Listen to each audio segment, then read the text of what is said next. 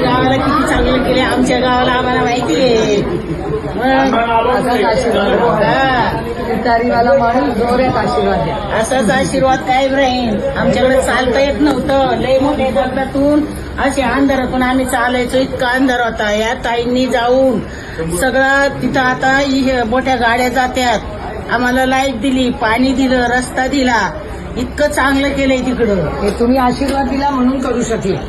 तुमचा आशीर्वाद आहे. हा आशीर्वाद आमचा बी आहे आणि तुमचं बी कर्तव्य आमच्यासाठी पार पाडले. पाणी नव्हतं, दिवसभर आम्ही फिरायचो हंडे घेऊन. तिथे विहिरी पाडून दिल्या, नळ जाळत आले आमच्या. रामकृष्ण हरी, वाजवा तुतारी.